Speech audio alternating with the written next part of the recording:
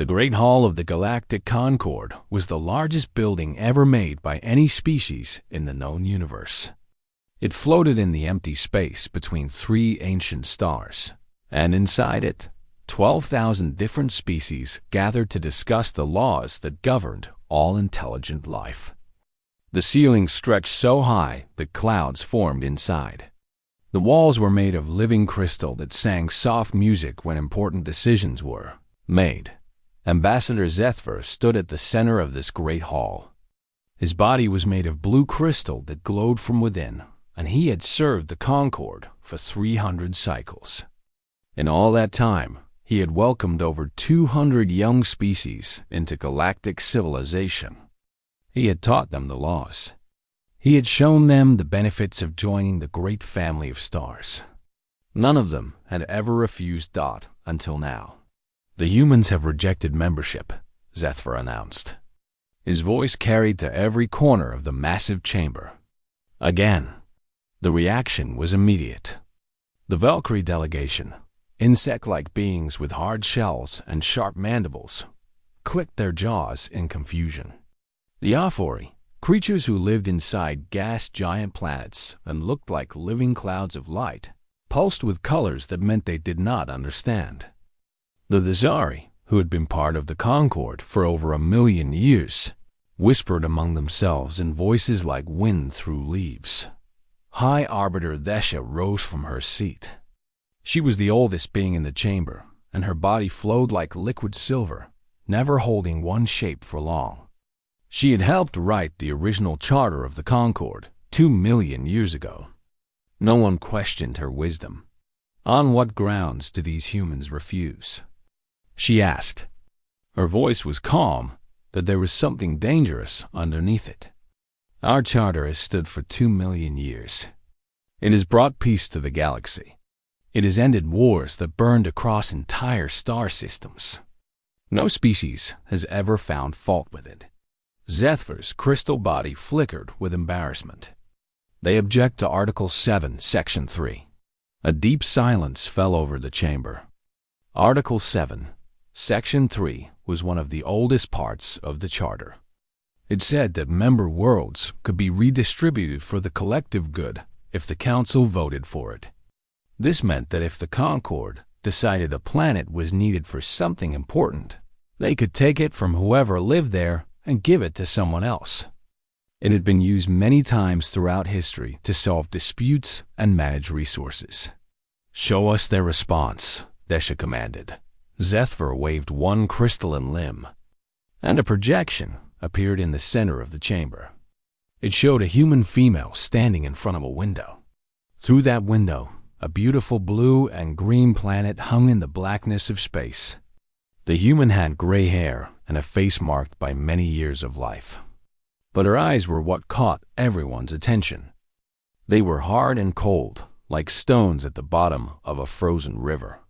"I am Ambassador Sarah Chun of the United Earth Government," the human said.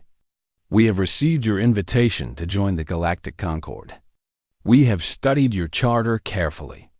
Our legal experts, our philosophers, our scientists, and our common citizens have all reviewed it." She paused and looked directly into the recording device. It felt like she was looking at every being in the Great Chamber. Article 7, Section 3 states that member worlds may be redistributed for the collective good by Council majority vote. We understand what this means. It means that if enough species vote for it, you can take our planet away from us. You can move us somewhere else. You can give Earth to someone who wants it more than we do. Ambassador Chun's voice grew harder.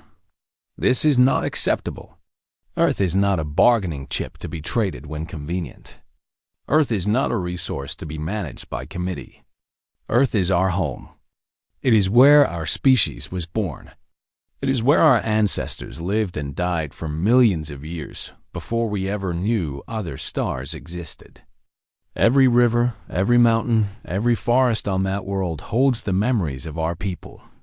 She stepped closer to the recording device. "We have a law on Earth. It is older than any government, older than any written language, older than civilization itself. It is written into our bones and our blood. It says that home is sacred. It says that the ground where your children are born and your parents are buried belongs to you and no one else. It cannot be sold. It cannot be traded. It cannot be taken. The projection showed her straightening her shoulders.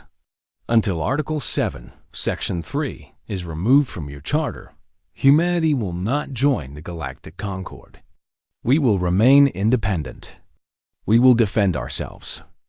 And if anyone tries to take Earth from us, they will learn why humans have survived ice ages, plagues, wars, and every disaster that has ever threatened us. The recording ended. For a long moment, no one in the great chamber spoke. The Valkyrie stopped clicking. The Ephori stopped pulsing. Even High Arbiter Desha was still. Then, slowly, voices began to rise. Some were confused. How could any species value a single planet more than membership in galactic civilization?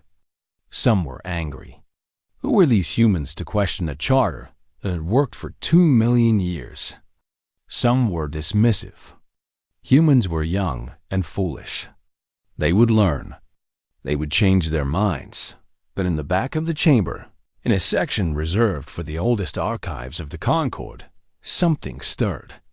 An ancient computer system, dormant for over 500,000 years, began to wake up.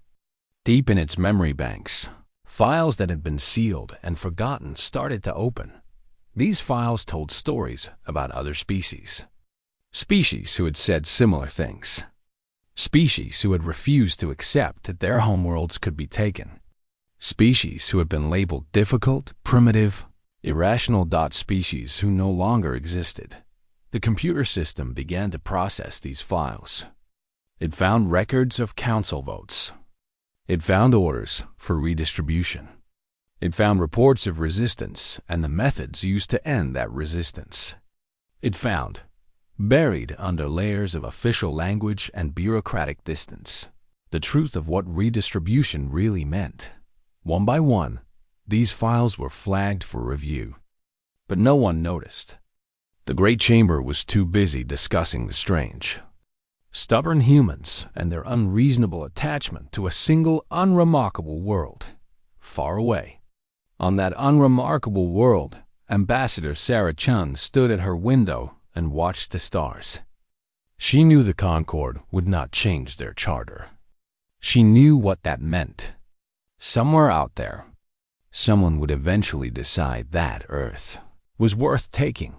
She touched the glass of the window and thought about her grandchildren playing in the garden below. Let them come, she whispered. Let them try.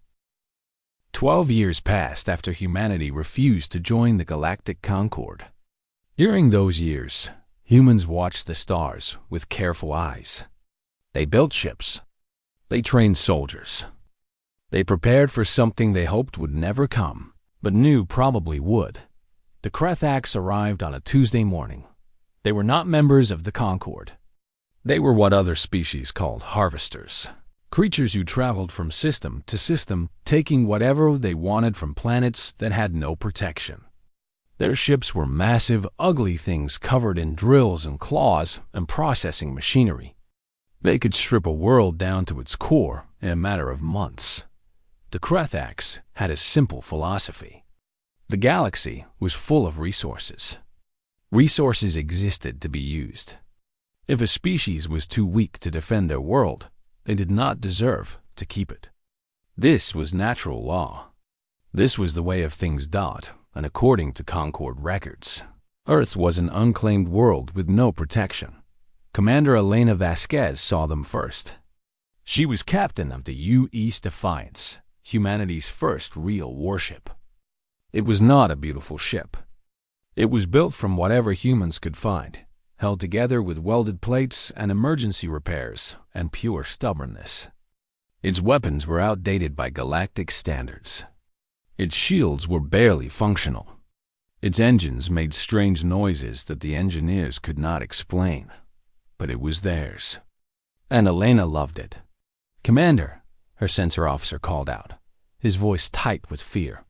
47 contacts entering the system. Big ones. Really big ones. Elena walked to the main screen and watched the Kreth-Ax fleet appear. Each ship was the size of a small moon. Together, they blocked out the stars like a spreading shadow. "Track their course," she ordered. "They are heading toward the asteroid belt." The sensor officer paused. "No, wait. They are changing direction. Commander, they are heading directly for Earth." Elena felt something cold settle in her stomach. This was it. This was what they had feared. This was what they had prepared for. "Open a communication channel," she said. "All frequencies." The main screen flickered and a face appeared. It was not really a face in the human sense. The Kreth-Ax commander had a head covered in hard plates of bone or shell. 6 eyes, each one a different size, studied Elena with cold interest. Its mouth was a vertical slit filled with grinding teeth. "Human vessel," the Kreth-Ax said. Its voice sounded like metal scraping against stone. "You are in space that has been marked for resource extraction. Remove yourself, or be removed." Elena stood straighter. "This is Commander Vasquez of the United Earth ship Defiance. You are entering sovereign human territory. Our homeworld is not available for extraction. Turn your fleet around and leave." The Kreth-Ax made a sound that might have been laughter. It was an ugly sound. Sovereign territory requires recognition. You are not Concord members. You have no sovereignty. Your world is unclaimed. By the laws of the galaxy, it belongs to whoever is strong enough to take it. "Your laws are not our laws," Elena said. "We have our own, then your laws are meaningless."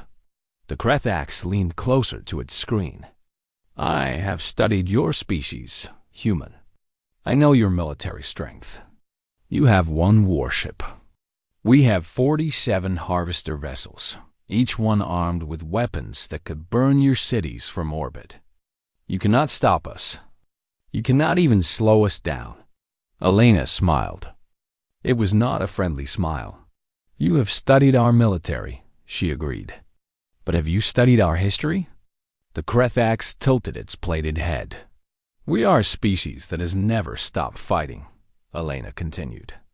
"We have fought ice ages that lasted thousands of years. We have fought diseases that killed millions. We have fought each other in wars that burned across continents. And we are still here." She stepped closer to the screen. "Your ships are bigger than ours. Your weapons are stronger.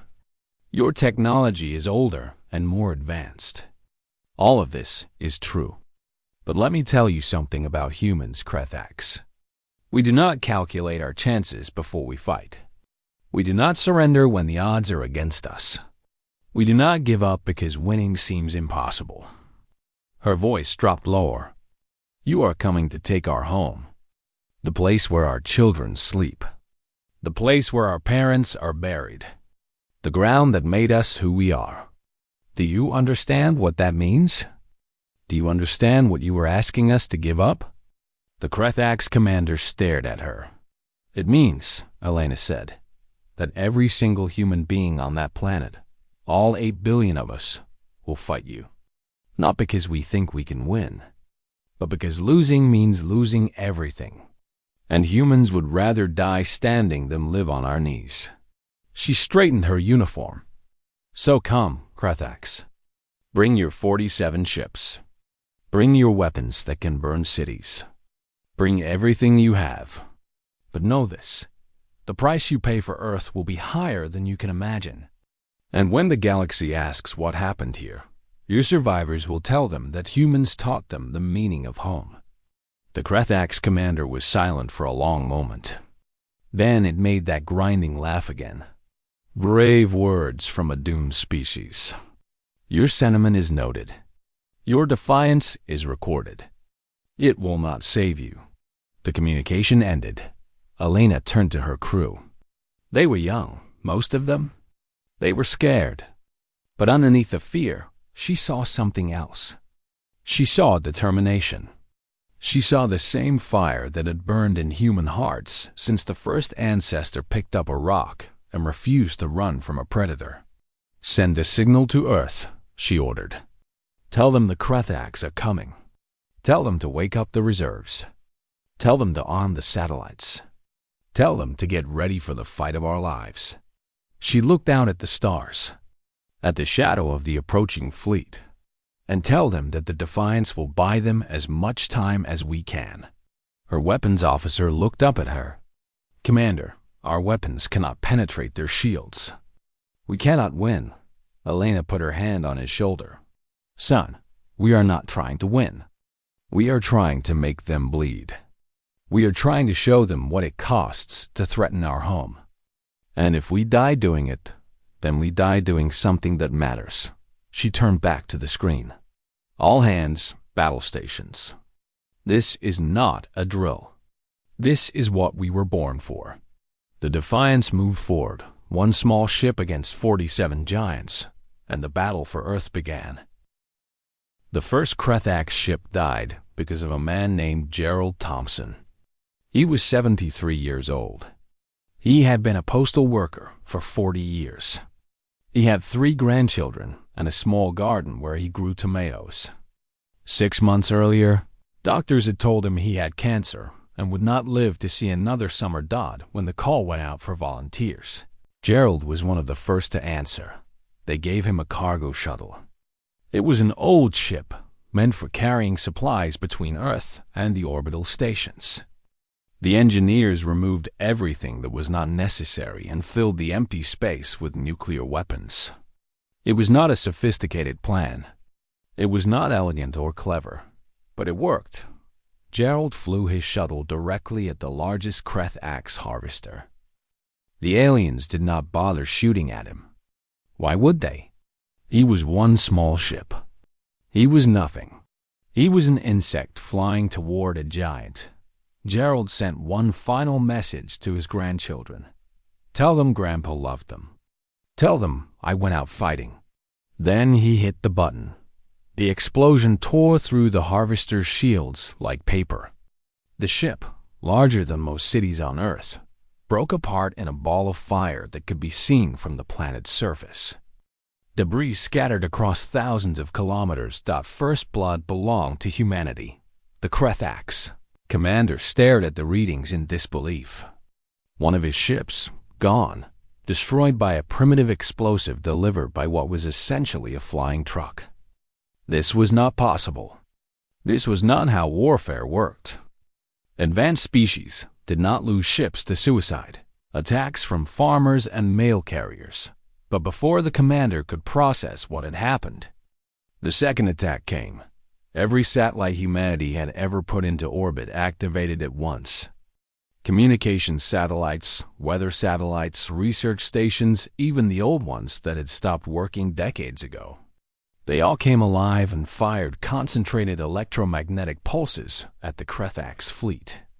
The pulses were not powerful enough to destroy ships, but they scrambled sensors and disrupted targeting systems. And while the Krethaks were blind, humanity pushed thousands of pieces of space debris into their path. Old rocket parts, abandoned stations, chunks of asteroids that had been quietly moved into position over the past 12 years. Moving at orbital speeds, even a small piece of metal hit with the force of a bomb. 3 more Krethak ships suffered critical damage on the ground. 8 billion humans watched the battle in the sky and prepared for what came next. The Krethaks' landing craft came down like metal rain. Each one carried soldiers bred for combat, armed with weapons that could cut through concrete like water. They expected easy victory. They expected primitive defenders with simple weapons. They expected fear. What they found was something else entirely. In Tokyo, a grandmother named Yuki Tanaka held a bridge for 6 hours with nothing but a hunting rifle and a thermos of green tea. She had been a competitive shooter in her youth. That day, she remembered every lesson she had ever learned. When they finally brought her down, 47 Krethek soldiers lay dead around her position. In Brazil, fishermen drove their boats directly into landing craft, detonating fuel tanks at the moment of impact. In Russia, factory workers used heavy machinery as weapons, crushing alien soldiers with equipment designed for building trucks. In Kenya, farmers who had spent their lives protecting their cattle from predators discovered that the same skills worked against invaders from space. And everywhere, humans were learning. This was the thing the Kreth had not expected. Humans adapted. Every weapon the aliens used, every tactic they employed, was studied and analyzed and countered within hours. Scientists working in hidden bunkers figured out the frequency of Kreth shields. Engineers in garages built devices to disrupt their communications. Teenagers with laptops hacked into alien systems and turned their own weapons against them. By the third day of the invasion, humans were flying captured Kreth fighters. By the fifth day, they had reverse-engineered the alien shield technology. By the seventh day, the Kreth commander realized he was losing. He sat in his command center and watched the reports come in. 12 ships destroyed, 8 more badly damaged. Ground forces suffering casualties at rates that should have been impossible. His soldiers, veterans of 100 harvesting operations, were being killed by creatures who had only known space travel for 2 centuries. It made no sense. They should have surrendered, he said to his second officer. Every calculation said they would surrender. They are outmatched. They cannot win. Why do they keep fighting? His officer had no answer. Outside, the battle continued. Cities burned. People died. The cost was terrible. But for every human who fell, it seemed like 10 more appeared to take their place. They came from everywhere, young and old, rich and poor. People who had never held a weapon in their lives picked up guns from fallen soldiers and joined the fight. Commander Vasquez and the Defiance had been fighting for 7 days straight. The ship was barely holding together. Half the crew was dead or injured. The engines were failing. The weapons were running out of ammunition, but they were still flying. Elena sat in her captain's chair, bleeding from a wound on her head, and watched the Kreth command ship on her screen. It was the largest vessel in the fleet, the brain of the entire operation. If she could take it out, the invasion might collapse. Can we reach them? She asked her navigation officer. The young woman looked at her instruments. We have enough power for one final burn. But Commander, if we do this, we cannot stop. We cannot pull away. It would be a one-way trip. Elena nodded slowly. She had known this moment was coming. She had prepared for it. She opened a channel to Earth. This is Commander Vasquez of the U.S. Defiance. We have engaged the enemy for 7 days. We have done everything we can. But our ship is dying, and we have one chance left to hurt them. She paused. I want you to know that it has been an honor. Every single person on this crew, every volunteer who gave their life, every citizen who picked up a weapon and fought back, you are all heroes. You showed the galaxy what humans are made of. She took a deep breath. We are going to ram their command ship. If we are lucky, it will end this. If we are not, at least we will go out swinging. She looked at her crew. They were exhausted, wounded, afraid. But not one of them argued. Not one of them tried to leave. Told you, Elena said softly, looking at the Kreth ship growing larger on the screen. Not yours. The Defiance accelerated toward its final destination. The impact was visible from Earth, a bright flash of light in the night sky, like a new star being born. And then, slowly, the Kreth command ship began to break apart. The invasion did not end immediately. Fighting continued for another 2 weeks. But without their command structure, without their leader, the Kreth lost their coordination. One by one, the surviving ships retreated. They fled back into space, carrying stories of a world that refused to break. Humanity had one dot. The cost was terrible. Millions dead. Cities destroyed. Scars that would take generations to heal. But Earth was still theirs, and the galaxy was watching. Ambassador Zethver came alone. His ship was small and carried no weapons. Every communication channel broadcast peaceful intentions. He had no guards, no escort, nothing that could be mistaken for a threat. He was afraid. 3 months had passed since the Kreth Axe invasion ended. In that time, the Galactic Concord had watched humanity with growing amazement and concern. The young species had done something that should have been impossible. They had defeated a harvester fleet with primitive technology and pure determination. They had paid a terrible price, but they had won Dot, and now they were building Dot as Zethver's ship entered the Sol system. He saw what humanity had been doing with the wreckage of the Kreth Axe fleet. Where once there had been one barely functional warship, now there were dozens. Human engineers had taken alien technology apart, learned its secrets, and built something new. Hybrid vessels that combined the best of both civilizations. Zethver had been a diplomat for 300 cycles. He had seen many things, but he had never seen a species advance so quickly. The new human ambassador met him on an orbital station above Earth. Her name was Maya Singh, and she was young by both human and galactic standards. But her eyes held the same hard determination that Zethver remembered from Sarah Chun's message years ago. "Ambassador Zethver," Maya said. Her voice was polite but cold. "The Galactic Concord sends its representative at last. We were beginning to think you had forgotten about us." "The Concord has not forgotten," Zethver replied. "We could not forget what happened here. The galaxy has talked of nothing else for months." Maya led him to a conference room with a large window overlooking Earth. The planet showed scars from the invasion. Dark patches where cities had burned. Areas where the ground itself had been torn open by Kreth Axe weapons. But already, reconstruction had begun. Humans were rebuilding. "Why are you here?" Maya asked. She did not offer him a seat. She did not pretend this was a friendly visit. Zethver's crystal body flickered with colors that meant shame. "I am here because the Concord owes humanity an apology." Maya raised an eyebrow. "An apology?" "The Kreth Axe attacked you because our records listed Earth as an unclaimed world. They used our own classifications to justify their invasion. If you had been Concord members, they would never have dared."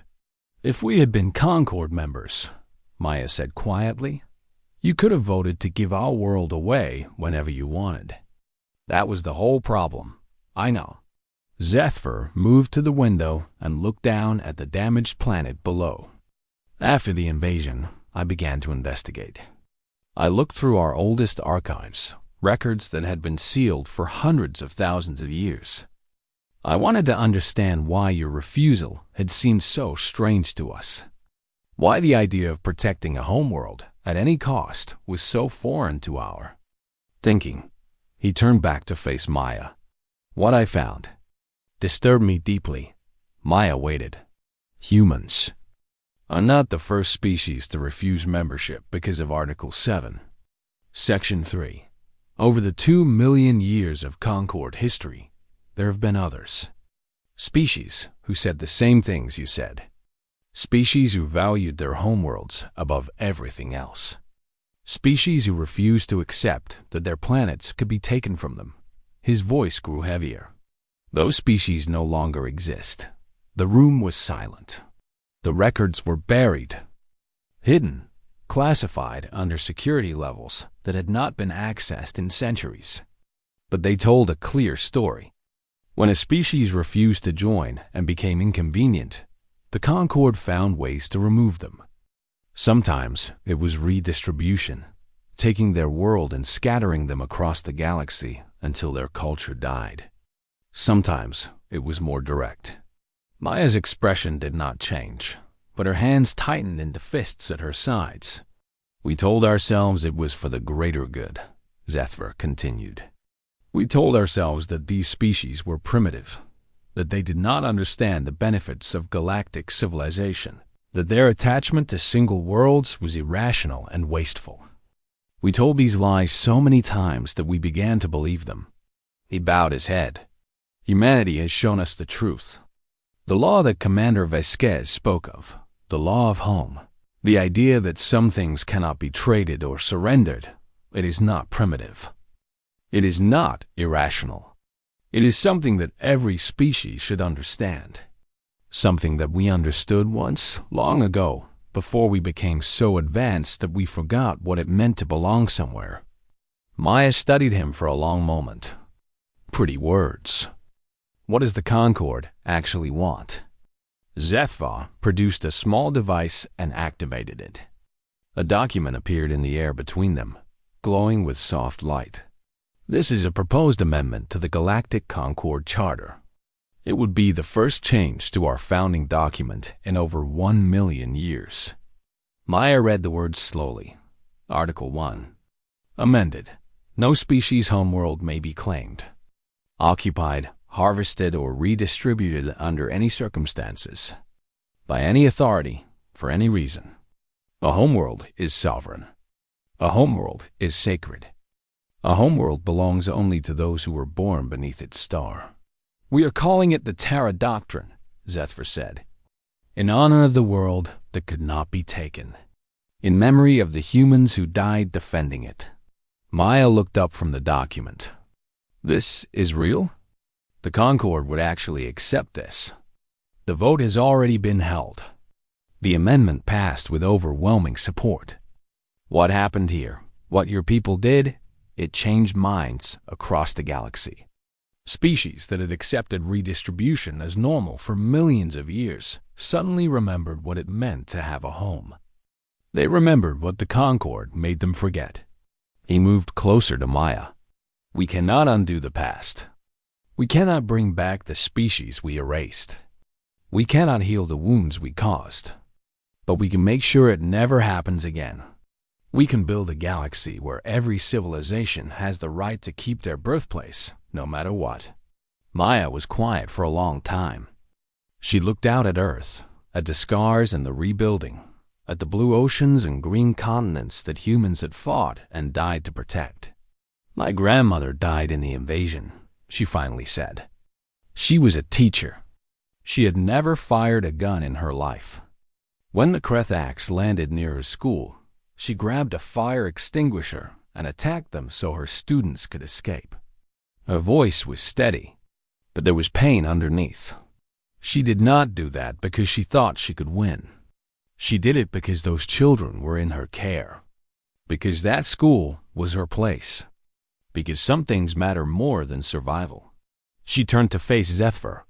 If the Concord truly wants to honor what humanity did, then accept this. We will never trust you completely. We will always watch. We will always be ready. Because we learned something in the invasion that we will never forget. What is that? Maya smiled, and it was the same smile that Commander Vasquez had given the Krethax commander. The same smile that Sarah Chun had worn when she refused the Concord's invitation. That no one will save us but ourselves. That home is worth more than peace. That some laws are written in blood, and those are the only ones that matter. She extended her hand, a human gesture of agreement. We will accept the Terra Doctrine. We will join your Concord under the new rules. But know this, Ambassador. If anything like this ever happens again, if any species ever threatens Earth again, we will do what we did before. We will fight until nothing is left. Zethver took her hand. His crystal fingers were cool against her warm skin. I believe you, he said. The entire galaxy believes you now. Outside the window, the first ships of the new human fleet moved through space, keeping watch over the world that had refused to fall. 100 years had passed since the Krethax incursion. The galaxy had changed in ways that no one could have predicted. The Terra Doctrine had become the most important law in galactic civilization. 17 species had used it to reclaim homeworlds that had been taken from them centuries ago. Planets that had been stripped and colonized by others were returned to their original inhabitants. Cultures that had been scattered across the stars came home at last. 43 new species had joined the Concord, reassured by the knowledge that their birth worlds could never be threatened. They signed the charter without fear, knowing that the mistake of the past would not be repeated. And Earth had become something like a holy place. Ships from across the galaxy made pilgrimages to the Sol system. They came to see the world that had refused to break. They came to pay respect to the species that had reminded the universe what home truly meant. They floated in orbit and looked down at the blue marble that had cost so much to defend. On the surface, in what had once been called North America, a memorial garden grew where the bridge section of the UES Defiance had finally crashed to Earth. The metal had been left where it fell, now covered in flowering vines and surrounded by trees from every continent. A simple stone marker bore the names of every crew member who had served on that final mission at the center of the garden. A statue of Commander Elena Vasquez looked up at the stars. Today, the garden was full of visitors. Representatives from 3,000 civilizations had traveled to Earth for the centennial anniversary of the invasion. They stood among the flowers and trees, beings of every shape and size, united by the moment they had come to witness. Ambassador Chen Wei stood at the base of the Vasquez statue. She was the great-grandniece of Sarah Chun, the woman who had first refused the Concorde's invitation. Like her ancestor, she had hard eyes and a straight back. Like her ancestor, she understood what Earth meant. "Thank you all for coming," she said. Her voice was carried by technology to every corner of the garden and broadcast to every world in the Concorde. 100 years ago, this place was a battlefield. 100 years ago, humans were dying to protect the ground you now stand on. She paused, letting the weight of those words settle. They ask us sometimes, the other species of the galaxy. They ask why we fought so hard for a single world when the universe is so large. They ask why we refused to join the Concorde when membership would have protected us. They ask why we chose to die rather than surrender our planet. She looked up at the statue of Vasquez, at the determined expression the artist had captured so well. The answer is difficult to explain to beings who have forgotten what home means. For 2 million years, the Concorde taught its members that planets were resources, that attachment to a single world was primitive, that advanced civilizations should spread across the stars and leave their birthplaces behind. Chen Wei shook her head. But they were wrong. Home is not a resource. Home is not a strategy. Home is something deeper than logic, older than thought, written into the very nature of what it means to be alive. She gestured at the garden around her. Look at this place. 100 years ago, it was burning wreckage and blood. Now it is beautiful, because humans came back, because we planted seeds in the ashes, because we built new homes on the ruins of the old. This is what species do when they love their world. They fight for it. They bleed for it. And when the fighting is over, they heal it. The gathered delegates listened in silence. Every species in this garden today has a homeworld somewhere. A planet where your ancestors first looked up at the sky and wondered what the lights were. A place where your children learned to walk, where your parents grew old, where your dead are buried. That world shaped everything you are. It is written into your biology, your culture, your dreams. Our voice grew stronger. The Terra doctrine says that no one can take that world from you. But the doctrine is just words on a document. What really protects your homeworld is what humans showed the galaxy 100 years ago. The willingness to fight. The refusal to surrender. The understanding that some things matter more than survival. She turned to face the alien delegates directly. Humanity is not special. We are not stronger or smarter or more advanced than anyone else. What we are is stubborn. What we are is attached to our home in a way that we cannot explain and do not apologize for. When the Krethaks came, they thought our attachment was a weakness. They thought we would calculate the odds, see that we could not win, and surrender. She smiled. They were wrong, because we did not fight to win. We fought because there was no other choice. We fought because losing meant losing everything that made us who we are. We fought because the alternative was worse than death. Chen Wei walked to the edge of the memorial, where the view opened up onto a hillside covered in wildflowers. The people who died here, the people who died across the world during the invasion, they did not know that humanity would win. Many of them died certain that we would lose. But they fought anyway, because home is not something you defend only when you think you can succeed. Home is something you defend because it is home. She turned back to the gathered beings. The galaxy is a better place than it was 100 years ago. The Terra doctrine has saved countless worlds. Species that had given up on ever returning to their birthplaces now walk on the soil of their ancestors. This is good. This is worth celebrating. Her expression grew serious. But I want to remind you all of something. The doctrine exists because humans bled for it. The peace you enjoy now was purchased with the lives of 8 billion people who refused to run. If you ever forget that, if you ever start to think that homeworlds can be traded or taken or redistributed for convenience, remember what happened here. Remember the Krethaks. Remember what humans did to them. She looked up at the sky, where ships from 100 worlds hung in orbit. Home is not yours to take. It was not yours 100 years ago. It will not be yours 100 years from now. This is the law that we wrote in blood, and it will stand as long as any human draws breath. The alien delegates were silent.